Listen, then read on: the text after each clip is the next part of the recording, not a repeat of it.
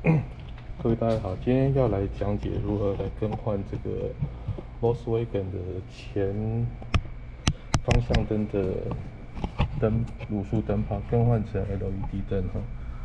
首先要先把这个车厢盖打开哈，然后你可以看到说，在这个位置是跟车灯的部分，前方这边有一个盖子，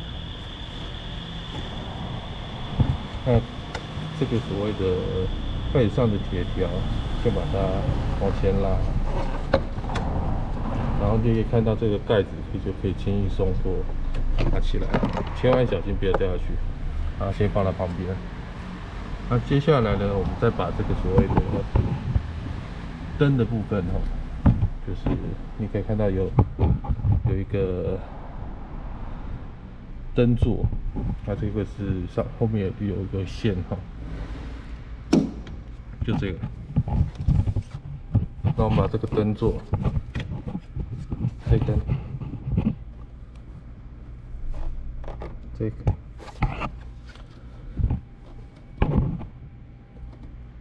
逆时，等一下 ，OK 好，逆时针转，拿起来，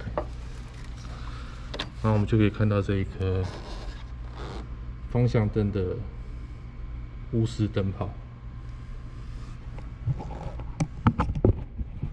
那怎么来把它拆解下来呢？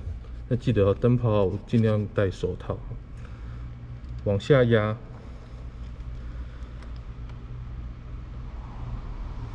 逆时针转，那我们就可以拿起来这颗原厂的所谓的钨丝灯泡，那我们把它放旁边。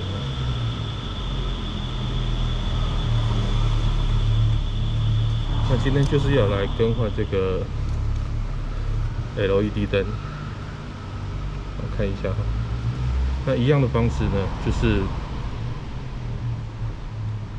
看好这个 LED 灯的角度120度，压进去，转 ，OK。好，那我们把它一样的把它插回去这个灯座里面。那因为光线的部分不是很明亮，尽量拍到让大家可以稍微看得到哈。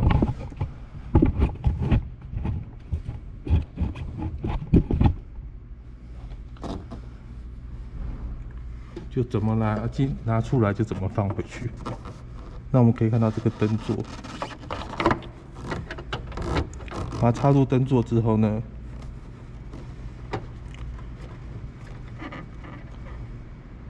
稍微转一下就卡进去了。那我们再把这个所谓的这个灯座的盖子，把它原样盖回去，然后这个铁条呢压上去，那就完成了。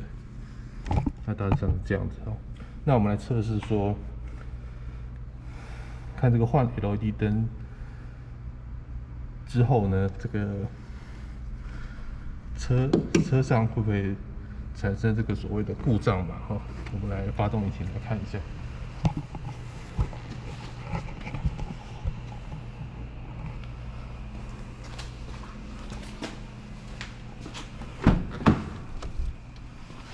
我们进来发动引擎啊。